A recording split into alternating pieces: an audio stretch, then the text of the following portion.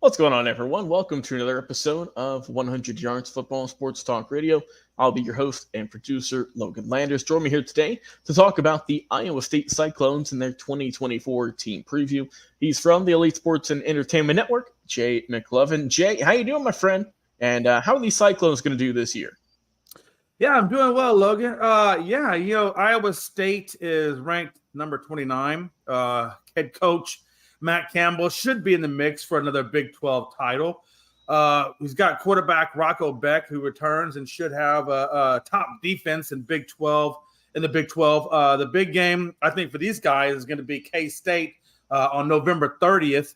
I think that's going to be a huge game, actually.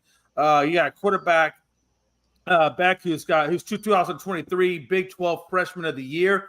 So he's looking for have another stellar year at quarterback. He did break school records for completions, passing yards, and touchdowns. So that's a huge guy to have coming back for you, Logan. And I think he's going to play big dividends for those guys. You got running back Abu Sama the third, who's a great second half of the season last year at 544 yards in that second half of the season in the final 6 games, actually, including 276 yards and 3 touchdowns versus K-State. So that K-State game, it's going to be huge, Logan, because I think this guy he could have another big season against those guys. You got 2 of the top wide receivers in the Big 12 and 6'7" sophomore tight end Benjamin Brahmer, who's a massive target that should set some school records for receptions by a freshman. You have senior Jaden Higgins, who had a monster second half of the season last year. So you got lots of experience at that wide receiver group. You got a good quarterback to build up off of. You got a lot of experience on that O-line because you got 8 starters returning on the offense. You got first-year offensive coordinator Taylor Mauser, who takes over at that spot. But you got a good O-line, Logan. You got good receivers. You got a good quarterback. You got a good running back. I mean, you're set on offense. Now let's look at the defense. They have a solid defense under coordinator Josh Heacock. With 9 starters coming back. So that's 17 starters in total that are coming back this year. So there really should be no drop-off from what they were doing last year to this year. And that experience, I think, will propel them much higher than the 29th designation that they're giving. And I could see them in the Big 12 championship game for sure. They got a 3-man front, so they got to pressure the quarterback, Logan. That's a big thing for these guys. They struggled last season to get pressure on the quarterback. So I really think that could be their biggest weakness is can they get pressure on the quarterback and disrupt what they're trying to do. And I think if they can do that, they should be amazing. And matter of fact, they did add edge rusher Kennard Snyder to the transfer portal to do just that. They also got Tyler on Edom. I'm gonna say that's best I can get with that name. Dominique Orange and Joey Peterson, all solid vets up front. So this defensive front should be able to do just what I said, and what they couldn't really do well last year, and that's get pressure on the quarterback. They got former walk-on linebacker Caleb Bacon to help out. He should see his role increase. They are loaded at the safety position, so I don't really think the secondary is going to be much of an issue with Williams and Jeremiah Cooper and Malik Verdon. And the quarterbacks, they got Jontez Williams and Darian Porter. They got to step up with all that they lost last year. And then they got TJ Tampa, the All-American, with the loss of TJ Tampa last year. So that's the only thing is can they overcome that? But I think they will. I think they're going to be just fine. Iowa State defense finished in top 3 in the Big 12 for the 7th consecutive season. So if they can continue to build on that defense, they already have a good offense. They got plenty of starters coming back. So I don't see any reason, Logan, why they can't finish at a high level. So I'm going to give them I would say I think they could have a 10 win. So I'm going to go 10. What's that? 10-3. I think they go 10-3, and I think they make the Big 12. And matter of fact, if I had to put on it right now, I would say Iowa State, Kansas State.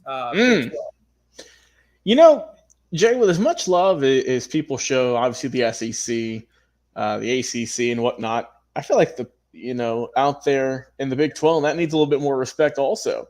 Yeah, because absolutely, they've got some really good teams. And they might not get as much pressure. They might not get as much publicity as teams in like the Big Ten or the SEC, as I mentioned, the ACC even. But they've always got some solid ball clubs, man. And with Iowa State, you've got a veteran head coach in Matt Campbell. Has been there for, coming on close to a decade now. So he has really done a good job with this program since he took over. You've got a super talented quarterback and Rocco Beck, like you mentioned, threw the ball for over 3,000 yards last year. Nearly a 63% completion percentage, 23 touchdowns, 8 INTs. It was only sacked 13 times on the year. Not too shabby. As you said, rest of his team on offense with Abu Sama, a guy who last year had a solid year, 600-plus yards on 84 carries. That's good for a 7.3 yards per average rush. That's really good. That's really good. Yeah. And now, look, granted, I get it was not even 100 carries, right? It was 84. But you got to like what you got. You got to like what you've seen last year coming into this year. So I think that's a really good, kind of underrated 1-2 punch with this unit here, as opposed to other tandems we see throughout, all of college football and all the conferences. Like I said, Beck, they're expecting big things of. He was freshman of the year in the Big 12 last season. As you mentioned, broke a bunch of school records. So this kid has a ton of talent and a lot of hype around him. You also bring back Benjamin Brahmer, as you said, big dude, 6'7" for God's sake. You got Jaden Higgins as well. He's coming back, who looked really good in the second half last year. So I like Iowa State on offense, man. I think their defense, too. It's always been good. It's been good for a while now. Like you said, you've got guys up front who I think are really going to help out this team in this roster. Like you said, with Orange out there as your nose tackle, you've got some really good players like out in your cornerback spots. You've got, Miles Purchase, who's doing some good work in your safeties with Frailer and Cooper and whatnot, and Jontez Williams as well helping out there as your corner. I mean, it's a lot of guys, Jay, who have been with the team for a minute or who have experience. Not a whole lot of transfers per se on this team. Of course, they've had a couple, but it's not like it's been, their whole lineup has changed. So I think that, with a really talented secondary, with guys like Cooper and Verdon, that's going to be great. Jontez Williams as well. Like I said, TJ Tampa, that's a really good talent that they lost. Obviously, when he was drafted this past NFL draft by the Baltimore Ravens, who I think he's going to do good things out there, 4th-round pick. But I like this Iowa State team. We've covered a couple teams now in the Big 12. We've talked about Kansas State. We've talked about, obviously Kansas. We talked about Iowa State now. So they've got some really good players and some really solid just a team overall. I mean, you can look at one guy and say, okay, yeah, he's good. But this is just a really good team. So that's what I like about Iowa State. As I mentioned, Matt Campbell's been there for a while. So he's well respected. He's good. He's done good things with the program. And they've been consistently, for the most part, churning out really good seasons, really solid seasons, more often than not. So I like what Campbell's done with this system. I think this is a year, Jay. They finally crack 10 wins. And, Jay, it's been a long time, so long that it's never even happened. They have never gotten 10 wins in school history. This could be it. Now, their last time they got close to it, they got 9 wins. That was with Matt Campbell back in 2020, in the COVID year. Could they do better than that? I think they could. I think this is a 9 or 10 win team for Iowa State. And like you said, when you look at the Cyclones schedule this year, you've got Iowa. We've talked about Iowa. Jay, they've got a killer defense as always. We'll see what they can do there. But you've got some teams too, like UCF, who've got some good pieces. Of course, Kansas.